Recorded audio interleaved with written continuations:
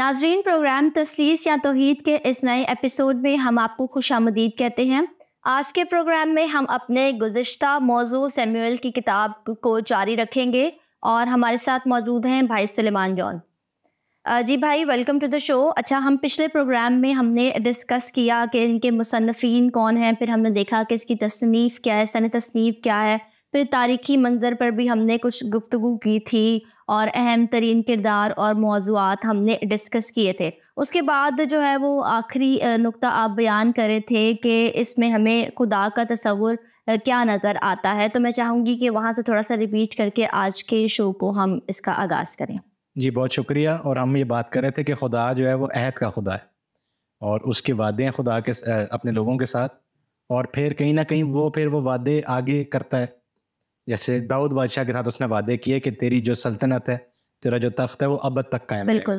اور یہیں سے پھر ہم مسیحیت کے چند عقائد بھی اخذ کرتے ہیں۔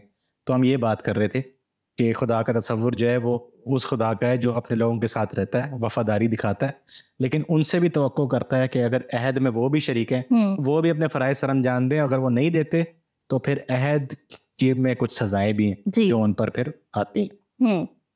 اچھا، اب ہم اپنے مین ٹاپک پر آئیں گے۔ ہر کتاب میں سے ہم یہ ڈھونڈنے کی کوشش کرتے ہیں کہ تثلیث کا تصور ہمیں اس کتاب میں کیا نظر آتا ہے۔ تو میں چاہوں گی کہ آج کے شو میں ہم اس پہ ریفلیکٹ کریں کہ ہمیں سیموئیل کی کتاب میں تثلیث کا کیا کردار نظر آتا ہے، خدا باپ، خدا بیٹا اور خدا روح القدس۔ یہ سوال آپ کا اس لیے بھی اچھا ہے کیونکہ شاید یہ آپ سمجھ لیں ابھی تک جتنی کتابیں ہم نے سیکھی ہیں، پرانے عہد نامے میں یہ منفرد کتاب ہے جس میں باپ کا بھی ذکر ہے، خدا کے باپ ہونے کا، خدا کے بیٹے کا ذکر ہے، اور روح القدس کا یا روح کا ذکر ہمیں ملتا ہے۔ تو تثلیثی پہلو سے اگر آپ اس کتاب کو دیکھیں گے تو آپ کو یہ تینوں جو اقانیم ہیں، باپ، بیٹا، روح القدس، یہ آپ کو کہیں نہ کہیں نظر آتے ہیں، ٹھیک ہے؟ اور ہم اس کو ایک ایک کر کے دیکھنے کی کوشش کرتے ہیں۔ میں شروع سے شروع کرنا چاہوں گا اس کو، جو چیز اکثر لوگ نوٹ نہیں کرتے۔ کرسمس یعنی جناب مسیح کی جو پیدائش ہے، اس کے جو واقعات ہیں انجیل کے اندر، خصوصی طور پر لوکا کی انجیل کے اندر، پہلے اور دوسرے باب کے اندر، بہت سارے لوگ اس بات کو نوٹ نہیں کرتے کہ وہ ہو بہو بالکل ویسے واقع ہیں جو سیموئیل کی پیدائش کے پہلے اور دوسرے باب، ٹھیک ہے؟ کہ ایک معجزے کے ذریعے ایک اولاد پیدا ہوتی، ٹھیک ہے، دونوں واقعات میں۔ اور اس اولاد کے پیدا ہونے کے بعد ماں جو ہے وہ گیت گاتی ہے، اور وہ گیت جو ہے وہ بائبل کے اندر شامل ہوا، حنا کا گیت بھی، اور اس کے بعد مریم کا گیت بھی ہے۔ تو یہیں سے مسیحیوں کو اس بات کو سمجھنا چاہیے کہ جو انجیل کے واقعات ہیں، جو جناب مسیح کی زندگی کے واقعات ہیں، وہ سارے واقعات اس کی پیدائش سے لے کر اس کے جی اٹھنے تک، وہ سارے واقعات ایسے ہیں جن کا آپ کو کہیں نہ کہیں اشارہ، کہیں نہ کہیں اس کی مثل جو ہے آپ کو پرانے عہد نامے میں ملتی ہے۔ اور مسیح کی جو پیدائش کی کہانی ہے، جو کرسمس کی کہانی ہے، جو ہمیں بڑی عزیز ہے، وہ سیموئیل کی کہانی کے اوپر بیس کرتی ہے۔ اچھا، سیموئیل کی کہانی، اس کی پیدائش کی کہانی، یہ بائبل کی ایک تھیم ہے۔ یعنی کہ واقعہ یہ ہے کہ الکانا جو ہے سیموئیل کا باپ، اس کی 2 بیوی ہیں، اور ایک سے اولاد ہے اس کو، ایک سے نہیں ہے۔ یعنی حنا جو ہے اس کی بیوی، وہ بے اولاد ہے، تو اس کی وجہ سے وہ بہت زیادہ آپ سمجھ لیں پریشان ہے اور حقیر سمجھتی ہے اپنے آپ کو اپنے گھر کے اندر۔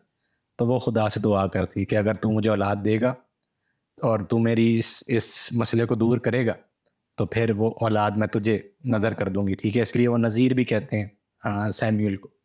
تو خدا معجزے کے ذریعے پھر جہاں نہیں ہو رہی ہوتی اولاد، تو خدا اس کو اولاد دیتا ہے، اور وہ اس کا نام سیموئیل رکھتی ہے، اور پھر اس کو خدا کے حضور پیش کرتی ہے۔ اب مریم کے بارے میں ہمیں یہ نہیں ملتا کہ اس نے دعا کی تھی کہ اولاد ملے، اس کے لیے تو بالکل ایک حیرت انگیز بات تھی کہ خدا کی طرف سے اس کو ایک اولاد معجزے کے طور پہ۔ لیکن وہاں پر بھی ہمیں نظر یہ آتا ہے کہ بلکہ مریم تھوڑا سا، میں سمجھتا ہوں کہ ایک سٹیپ میں اس کو آگے سمجھتا ہوں حنا سے، کیونکہ حنا نے اولاد لی تھی خدا سے، شرط ایک طرح سے آپ کہہ لیں کہ اگر تو مجھے دے، کنڈیشن تھی تو میں تجھے دے دوں گی۔ اب ایک مریم ہے، مریم نے تو سوچا بھی نہیں تھا کہ ایسا ہوگا کہ میری ایک اولاد ہوگی، کیونکہ بائبل کے بیانی کے مطابق اس وقت تک اس کی شادی نہیں ہوئی تھی۔ تو اس لیے ہم کہتے ہیں کہ کنواری کا معجزہ۔ ایک تو اس کو توقع نہیں تھی، پھر اس کو جب مل گئی، آپ کو پتہ ہے ایک چیز آپ کو مل جاتی تو پھر اس کو دینا پڑا، خدا کو واپس دینا پڑا اس کو، اور وہ ایسا دینا پڑا کہ اس میں ایک صلیبی موت بھی اس میں شامل تھی۔ تو مریم کا شاید اس سے زیادہ ہے کنٹریبیوشن یا اس کی جو ممتا کا ایک پہلو ہے. لیکن آپ یہ دیکھیں یہ دونوں کہانیاں ملتی جلتی ہیں. خاص طور پر حنا اور مریم کا جو گیت ہے, تو لوکا جب اپنی انجیل لکھ رہا تھا اس کے ذہن میں یہ سیموئل کی پوری کہانی موجود تھی اور اس نے اس کو اس بات سے ملایا. ٹھیک ہے, تو یہیں سے جو مسیحیوں کے لیے یہ بڑا اچھا ایک لنک بنتا ہے. اچھا یہاں پر 2 باتیں میں کرنا چاہوں گی کہ جو آپ لنک جو آپ نے مماثلت پیش کی ہے, 2 آیات ایسی ہیں جو خداوند یسوع مسیح کے لیے کہی گئی ہیں, وہی آیات ہمیں سیموئل کے بارے میں نظر آتی ہیں کہ جب وہ لکھا ہوا ہے لوکا کی انجیل کے دوسرے باب میں, اس کی 52 غالباً ورس ہے, اس میں بتایا گیا کہ یسوع جو ہے وہ لڑکا قد و قامت میں اور خدا کی حکمت میں اور خدا کی نظر اور انسان کی نظر میں مقبولیت حاصل کرتا رہا. یہی آیت ہمیں سیموئل نبی کے بارے میں بھی نظر آتی ہے. اور پھر وہاں پر یہ بھی لکھا گیا ہے کہ جیسے خداوند یسوع مسیح نے کوئی بات خدا کی نہیں ٹالی, ہر چیز وہ خدا باپ کی مرضی کے مطابق کرتے تھے, تو سیموئل کے بارے میں بھی جو ہے وہ یہ دعویٰ کرتی ہے بائبل کہ اس نے خدا کی کسی بھی بات کو مٹی میں ملنے نہ دیا. بالکل. اور پھر اس کا کاہن کے سامنے پیش ہونا. ٹھیک ہے, سیموئل کا بھی کاہن کا یہ بولنا کہ یہ بچہ جو ہے یہ خدا کی طرف سے, بالکل, تو یہ بھی آپ کو دونوں میں مماثلت ملتی ہے. اچھا اس میں پھر ہمارا نا جو ایک سمجھ لیں جو عقیدہ ہے یا جو ہمارا نظریہ کنواری سے پیدائش کا, اس کو ہمیں وسیع کرنے کی ضرورت ہے, کیونکہ ہم بہت زیادہ اس چیز پر زور دیتے ہیں کنواری سے پیدا ہونے, یعنی اس کے جو معجزہ یا اس کا جو ٹیکنیکل پہلو ہے کہ ہوا کیسے کی بات نہیں ہے. بائبل پوری ہمیں یہ سکھاتی ہے کہ ہر بچہ جو ہوتا ہے, ہر جو اولاد ہوتی ہے وہ خدا کی طرف سے ہوتی ہے. اور سیموئل ہو, اسحاق ہو, اور بھی بہت سارے, پھر یوحنا بپتسمہ دینے والا, یہ بھی معجزے سے ہی پیدا ہوا. بے شک ان میں باپ بڑھاپے میں ہوا. اب اس میں اس کا یہ مطلب نہیں ہے کہ معجزہ صرف یہ ہے کہ کنواری سے پیدا ہوا. جن کے شادی شدہ جوڑوں کے بھی جو بچے ہیں وہ بھی خدا میڈیکلی جو نہیں پیدا کر سکتے ان کو بھی خدا دیتا ہے, تو وہ معجزہ ہوتا ہے. نہیں, جو میڈیکلی کر بھی سکتے ہیں وہ بھی خدا ہی دیتا ہے. تو یہ اس عقیدے کا مطلب یہ کہ ہر بچہ یعنی خدا کا بیٹا پیدا ہوا, جو ہم مسیحی کہتے ہیں, لوگ غلط بھی سمجھتے ہیں, لیکن اس کا مقصد یہ ہے کہ تمام جو بچے پیدا ہوتے ہیں وہ خدا کی دین ہے, اور ہمیں ان میں خدا کو ریسیو کرنا چاہیے ان کے اندر. ٹھیک ہے, مسیحی لوگ اس کو اتم درجے پہ لے جاتے ہیں کہ جو پیدا ہوا ہے وہ خود ایک الہی شخصیت ہے, جناب مسیح. لیکن اس کو آپ اس طرح نہ بھی سمجھے تو اس کے پیچھے بات یہ. اچھا پھر جب فرشتہ آتا ہے جبرائیل مریم کو خوشخبری دینے کہ اولاد ہو, تو وہ کہتا ہے کہ وہ جو ہے وہ خدا کا بیٹا کہلائے گا, اپنے باپ داؤد کی تخت پر بیٹھے گا اور وہ خدا کا بیٹا. یہ بھی سیموئل کی کتاب میں خدا کے وعدے ہیں داؤد کے ساتھ کہ وہ تیرے تخت پہ بیٹھے گا اور وہ میری اولاد کہلائے گا. تو آپ دیکھتے ہیں کہ جیسی انجیل شروع ہوتی ہے تو سیموئل کی کتاب کے آپ نے جیسے کہا آیتیں اس سے ہمارے اس کا آغاز ہوتا ہے, تو بہت سارے لوگ اس کو مس کر جاتے ہیں. اور اس لیے سیموئل کی کتاب کے اندر جو تثلیثی یا جناب مسیح کی ذات کو لے کر جو عقائد ہیں یا جو تعلیمات ہیں وہ بہت اسٹرانگ ہے. ٹھیک ہے, اور اس کو ہمیں اپریشیٹ کرنے کی ضرورت ہے. اچھا یہاں ایک چھوٹی سی میں بات کرتا چلوں, ایک غلط فہمی ہے. حنا جو ہے وہ سیموئل کی ماں ہے. ٹھیک ہے, اور ہم نے کہا کہ اسی طرح کا ایک واقعہ ہے کیا کہتے ہیں مریم کے پاس بھی. ٹھیک ہے, مریم اور مریم سے جناب مسیح کا پیدا ہونا. مسیحی روایات میں, کیتھولک روایات میں مریم جو ہے اس کی ماں کا نام بھی حنا بتایا جاتا ہے. ٹھیک ہے, اور روایت بھی یہی ہے کہ حنا جو تھی مریم کی ماں, اس نے اپنے لیے خدا ترس اولاد مانگی اور مریم اس طرح پیدا ہو. تو سیموئل والی جو ایک سٹوری ہے نا, حنا سے خدا ترس اولاد کو پیدا ہونا, وہ کہیں نہ کہیں جا کے مرج ہوتی ہے یہاں پر, یعنی مکس ہوتی ہے کہ حنا ایک اپنے لیے اولاد مانگتی ہے, وہ مریم پیدا ہوتی ہے, اور مریم کو آگے خدا پھر ایک نیک اولاد یا ایک اچھی اولاد بخشتا ہے. قرآن شریف کے اندر یہ اس واقعے کو مکس کیا گیا, یعنی آپ سمجھ لیں اسی طرح پیش کیا گیا. تو وہاں پر بی بی مریم کا نام حنا بتایا گیا. اکثر مسیحیوں کا اور پھر کلیش آپ وہ سمجھ لیں غلط فہمی پیدا ہوتی ہے کہ وہ کہتے ہیں جی حنا جو ہے نہیں وہ تو سیموئل کی ماں تھی.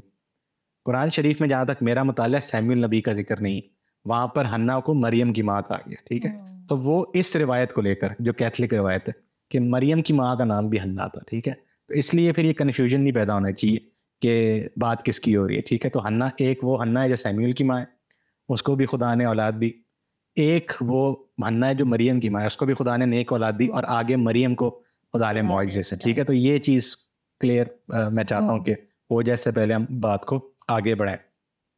اچھا پھر ہم نے بات کی تھی اس سے پہلے میں جاؤں خدا کے باپ ہونے کی طرف, ہم رول قدس کی تھوڑی سی بات کریں. اور بنیادی طور پر رول قدس کا عقیدہ جو اس کتاب میں آپ کو ملتا ہے وہ مسح کے حوالے سے، کہ جب بھی خدا نے چنا ہے بادشاہوں کو، ساؤل کو، داؤد کو خاص طور پر، اور پھر سلیمان کو، تو ان کو مسح کیا گیا. تو وہاں پر اس کا ظاہری نشان یہ ہے کہ تیل، ان کے سر پر تیل ڈالا گیا، ان کو مسح کیا گیا.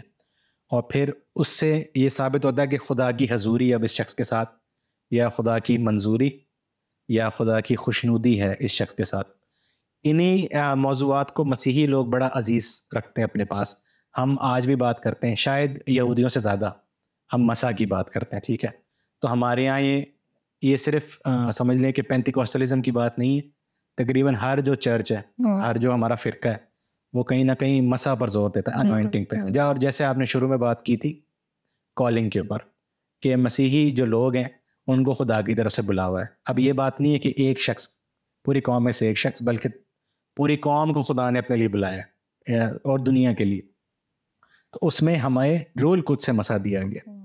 اور کچھ چرچز ہیں جو تیل کا استعمال کرتے ہیں، لیکن تیل کا استعمال مسح کے لیے بھی ہوتا ہے، اور یہ کیتھولک چرچ سے لے کر پینتیکوسٹل چرچ تک سب میں ہوتا ہے. مختلف طریقوں سے کرتے ہیں لیکن کرتے ضرور ہے. استحکام کی جو آپ سمجھ لیں کہ جو سیکرمنٹ ہے کیتھولک چرچ میں، تو ساری کلیسیوں میں نہیں لیکن کچھ کلیسیوں میں آج بھی خرزم جسے ہم کہتے ہیں، خرزم کا تیل، اور وہ یہی ہوتا ہے مسح کا تیل، اس کو استعمال کیا جاتا ہے. آرتھوڈاکس چرچ میں استعمال کیا جاتا ہے مسح کا تیل، کہ جب بچے جوان ہوتے ہیں، مسیحی بچے، تو ان کو استحکام دیا جائے رول قدس کے ذریعے، اور اس کا نشان یہی ہوتا ہے کہ ہم اس کو تیل کے ساتھ کریں. ٹھیک ہے. پھر بیماری کے لیے، شفا کے لیے ہم اکثر تیل کا استعمال کرتے ہیں. ہم خدا سے دعا کرتے ہیں ایک شخص شفا پا جائے، تو وہاں بھی ہم تیل کا استعمال کرتے ہیں. برکت دینے کے لیے شادی بیاہ کے اوپر بھی ہم استعمال کرتے ہیں. اور ہمارے اپنے کلچر میں بھی یہ ہے کہ دروازے پہ لگانا تیل اور یہ ساری چیزیں ہیں موجود. تو اس کی کہیں نہ کہیں بنیاد، اس کے پیچھے، اس عمل کے پیچھے مقصد یہ ہے کہ خدا کی حضوری، اور خدا کی حضوری کو ہم تثلیثی معنوں کے اندر ہم رول قدس کے ساتھ جوڑتے ہیں، کہ رول قدس کے ذریعے خدا کی حضوری ہر ایماندار کے ساتھ ہے، تمام دنیا میں اس کی روح سرایت کرتی ہے. لیکن اب اس کے اندر ایک ڈبل پہلو ہے، اس پہ بھی زور دینے کی ضرورت ہے.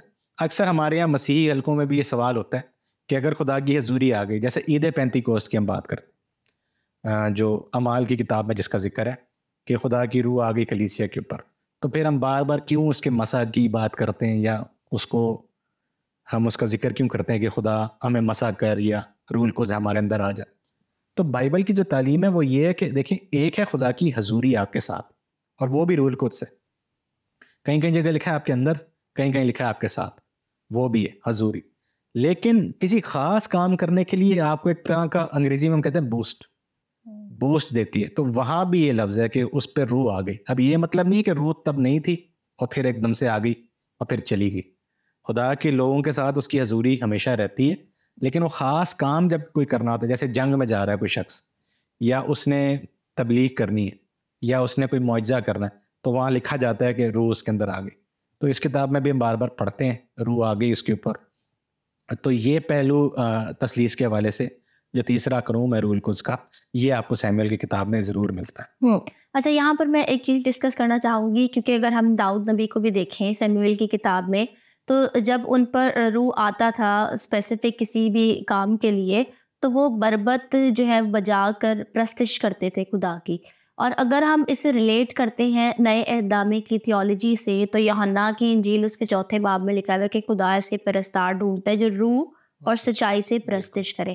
اور اگر آج کی دور حاضرہ کی کلیسیا کا جائزہ لیا جائے، خصوصاً اگر پینٹیکوسٹلز کی یا دوسری چرچز کی بات کی جائے، تو اس میں ہوتا یہ ہے کہ جب ہم خدا کے روح مسح کو زیادہ انوائنٹنگ چاہ رہے ہوتے ہیں تو ہم پرستش کرتے ہیں، یا ہم رول قدس والے گیت گاتے ہیں تاکہ خدا کا روح اور مسح زیادہ آئے، چھوئے، اور ہم جو ہے وہ اس کے مہربان ہونے کے مزہ کو چکھیں. ٹھیک ہے. تو مطلب میں اس رول قدس کے جو مسح ہے اس کو پرستش سے ریلیٹ کر رہی ہوں. تو میں چاہتی ہوں کہ اس کے بارے میں آپ تھوڑا سا بتائیں، کہ کیونکہ ہمیں سیموئیل کی کتاب میں بھی یہ ہمیں ایک چیز نظر آ رہی ہے، اور ہمیں نیو ٹیسٹمنٹ میں بھی نظر آتی ہے، اور آج کے دور میں بھی ہم اس کو اس طریقے سے دیکھتے ہیں. جی، اور یہ اس سے ایک اور بات کلیئر ہوتی ہے جو میں پہلے بھی کہہ رہا تھا، کہ جب کسی پرانے عہد نامے کے واقعے یا کسی تصور کو انجیل میں پیش کیا جاتا ہے، ضروری نہیں اس کا حوالہ دیا جائے. تو یہ آپ بالکل صحیح کہہ رہے ہیں کہ رول قدس سے معمور ہو کے پرستش کی جاتی تھی. اچھا، اسی کتاب میں یہ بھی لکھا ہے کہ ساؤل بھی زبانیں بولنے لگ جاتا تھا, ناچنے لگ جاتا تھا, ٹھیک ہے, جب اس پہ ایک روح کی کیفیت طاری ہوتی تھی, ٹھیک ہے. اور اس پہ دو چیزیں نوٹ کرنے والی ہیں. پہلی بات نوٹ کرنے والی یہ ہے کہ اس چیز کو بہت زیادہ اپریشیٹ نہیں کیا جاتا یا اس کو سمجھا نہیں جاتا, شاید پینٹیکوسٹلزم کی ضد میں, کہ جو روحانی پہلو ہے نا, جسے ہم کرشماتی پہلو جو ہے, جس میں روح کی آزادی ہے, یعنی ایک سیدھا سیدھا بندہ ہے وہ ناچنے لگ گیا, یا وہ غیر زبان میں بات کرنے لگ گیا, یا وہ کچھ اور ایسا کرنے لگ گیا جو ایک فارمل ایک ورشپ کے سٹائل سے ہٹ کے, تو ہم سمجھتے ہیں کہ کوئی آج کی چیز ہے, حالانکہ اگر سوچا جائے تو یہ ہی اصل چیز یہ ہے. فی البدی اتنا اچھا لفظ نہیں ہے, انگریزی میں اسپونٹینیس کہتے ہیں. تو علماء ہمیں سکھاتے ہیں کہ جو فیتھ ہے نا, ریلیجن اسپونٹینیس ہوتا ہے.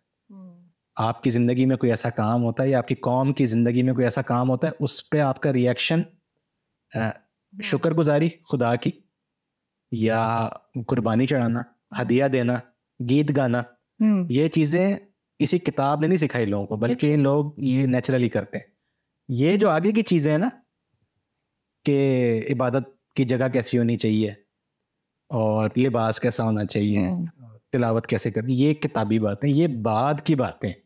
تو آج ہمارے چرچز میں بھی اور مختلف مذاہب کے اندر بھی پرابلم یہ کریٹ ہوئی ہے کہ یہ جو ایک روح کی آزادی میں ایک عبادت ہوتی ہے, اس کو بڑا معیوب سمجھا جاتا ہے, ٹھیک ہے. لیکن آہستہ آہستہ یہ آپ سمجھ لیں کہ یہ غلط فہمی دور ہو رہی ہے, لوگ اس بات کو انڈرسٹینڈ کر رہے ہیں چرچ کے اندر بھی, اور علماء بھی اس کو انڈرسٹینڈ کر رہے ہیں کہ جتنا پرانے نامے کا مطالعہ کریں.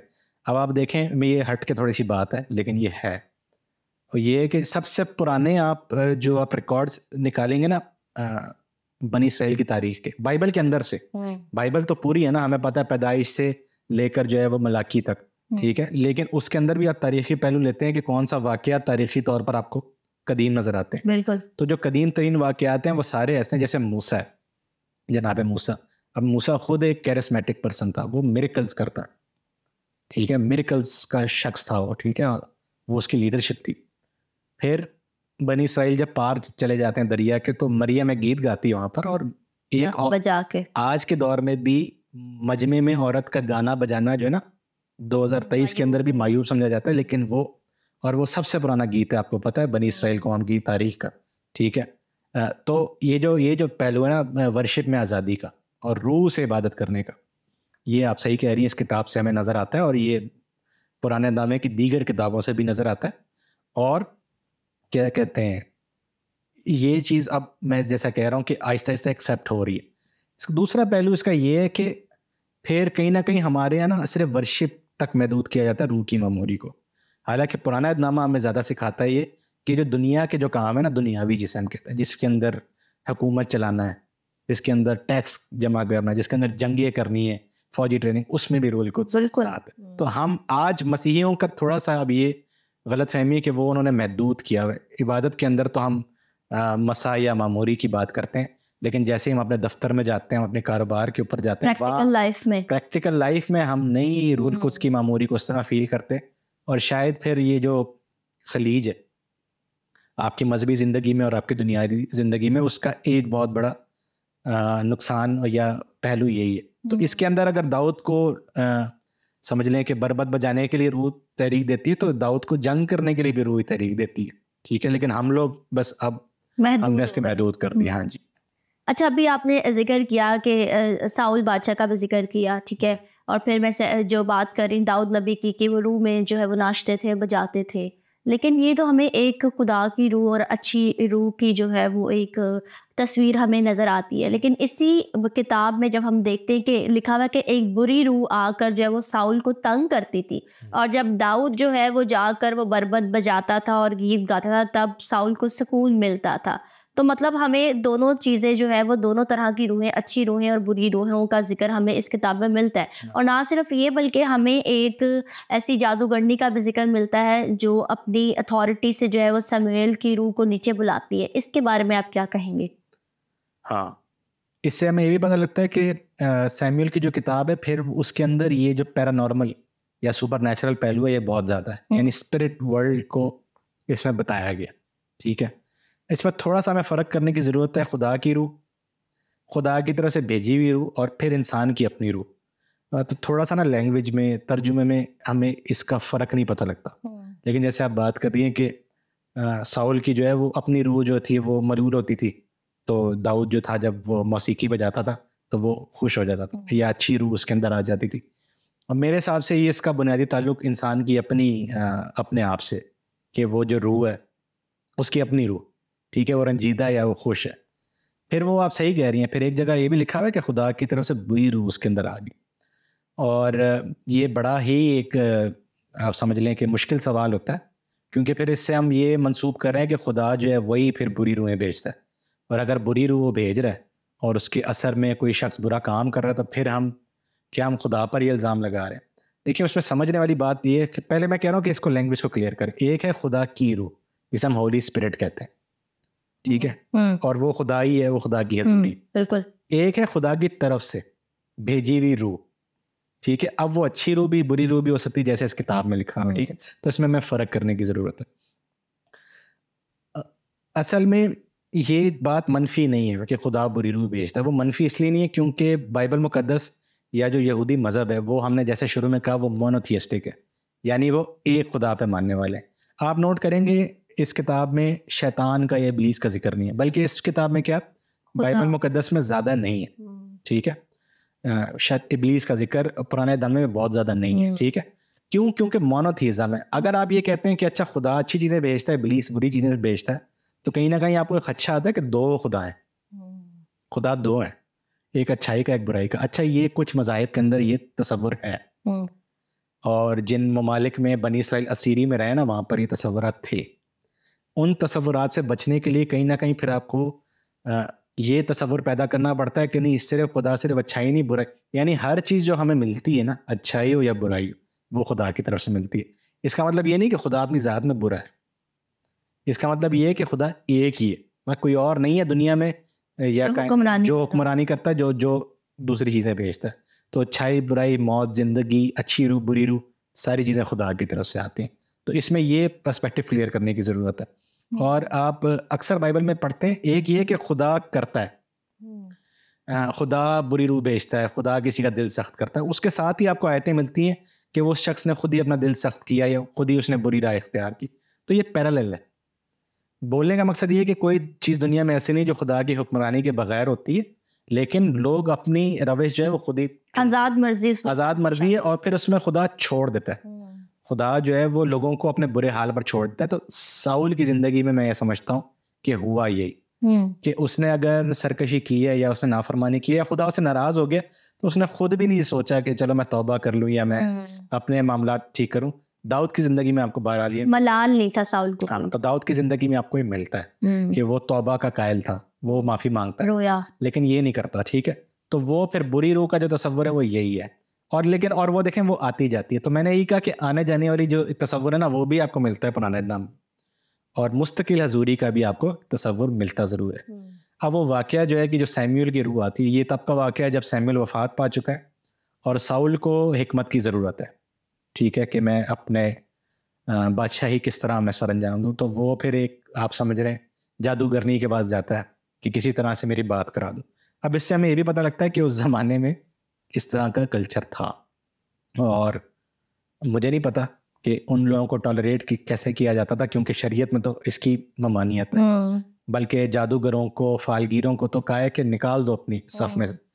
اور یہ کوئی ایسی بندی ہے جو شاید مطلب بادشاہی طور پر اس کے تعلقات ہیں, PRS کی ہے. لیکن جو اس میں غور طلب بات یہ ہے کہ وہ دیکھیں وہ کر رہی ہوتی ہے, وہ جو بھی آپ سمجھ لیں جادو کر رہی ہوتی ہے کس طرح سے سیموئل کی روح آ جائے, لیکن وہ سیموئل آ جاتا ہے واقعی میں وہاں, اور وہاں لکھا کہ وہ خود بھی حیران ہو جاتی ہے, خود بھی ڈر جاتی. جس سے میں یہ سمجھتا ہوں کہ وہ لا نہیں سکتی تھی واپس اس کو, نہ ہی وہ لانا چاہ رہی تھی, وہ تو بس ایک طریقہ ہوتا ہے. عام طور پر اگر آپ دیکھیں گے سیانسز جسے ہم کہتے ہیں یا اسپرٹ ورلڈ سے جو کانٹیکٹ ہوتا ہے جو لوگ آج بھی کرتے ہیں, آتا کوئی بھی نہیں ہے, وہی شخص اس کے بھی ہاتھ پہ بات کر رہا ہوتا ہے کہ وہ جی روح آ گئی, یا چیزیں ہلنا شروع ہو جاتی ہیں, یا اس طرح کے کاغذ پہ لفظ لکھے ہوتے ہیں تو وہ خود ہی قلم جو ادھر ادھر ہوتا ہے, تو اس سے پتہ لگتا ہے کہ کیا کہتے ہیں کہ روح کیا کہنا, اس شخص کی روح کیا کہنا چاہ رہی, ٹھیک ہے.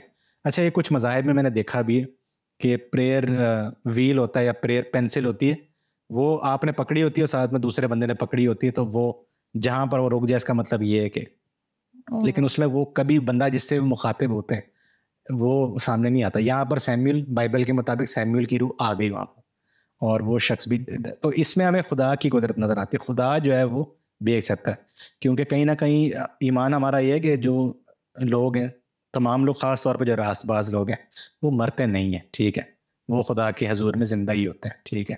اور جناب مسیح کی زندگی میں بھی ہمیں نظر آتا ہے کہ ایلیا اور موسیٰ جو ہے وہ اسے ملنے آتے ہیں.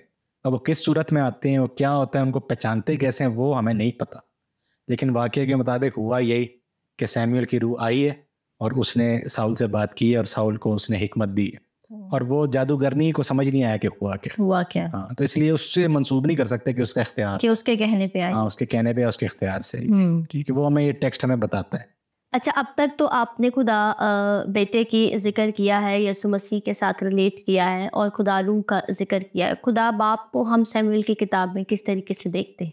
جی, ٹرینڈ یہ شروع ہوا ہے کہ ہم یہ دیکھیں کہ مسیحی عقائد کی یہودیت میں کیا بنیاد ہے, اور اسے ہم کہتے ہیں نیو پرسپیکٹو, ٹھیک ہے. اس کے بہت بڑے بڑے اسکالرز ہیں, اینٹی رائٹ خاص طور پر. نیو پرسپیکٹو کا مطلب یہی ہے کہ ہم کرسچینٹی کو اس کے سیاق و سباق میں دیکھیں, جو کہ نہیں ہوا پہلے فلسفے کی روح سے ہو رہا تھا, جسے ہم سسٹمیٹک تھیولوجی بھی کہتے ہیں. اب بات آ گئی بیبلیکل تھیولوجی, اور biblical theology of Trinity in the Old Testament, اس میں پھر آپ کو سیموئل کی کتاب واضح نظر آتی. اس میں حوالہ ہے, ناظرین دیکھ سکتے ہیں, 2 سیموئل اس کا 7واں باب ہے, پورا ہی پڑھ لیں, لیکن خاص طور پر اس کی 13ویں اور 14ویں آیت ہے.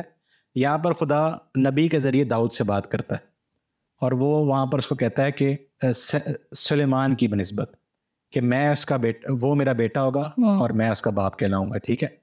یہ آیت جو ہے خدا کے باپ ہونے کا اور خدا کے بیٹے کا, یہ پہلی دفعہ یہاں پر آتی ہے پرانے عہد نامے میں, اور یہاں سے آپ دیکھیں یہ لینگویج مسیحیوں نے اڈاپٹ کی. اس کا ثبوت آپ کو ملتا ہے عبرانیوں کے خط کے اندر. عبرانیوں کے خط میں یہ والی آیت یسوع کے لیے, جناب مسیح کے لیے کوٹ ہوئی ہے, کہ وہ لکھنے والا کہتا ہے کہ کس فرشتے کے لیے یہ کہا گیا ہے کہ تو میرا بیٹا کہلائے گا اور میں تیرا باپ ہوں گا. وہ یہ حوالہ ہے 2 سیموئل 7واں باب اور 14ویں آیت. تو یہ چیزیں ہم آج سیکھ سکتے ہیں اس کتاب سے. ناظرین, آج کے ایپیسوڈ میں ہم نے سموئیل کی کتاب میں سے تثلیث کے عقیدے کو سمجھنے کی کوشش کی ہے. امید کرتے ہیں کہ آج کی گفتگو آپ کے لیے باعث برکت ثابت ہوئی ہوگی. ہمیں اور ہماری ٹیم کو ہمیشہ اپنی دعاؤں میں یاد رکھیے. بہت شکریہ.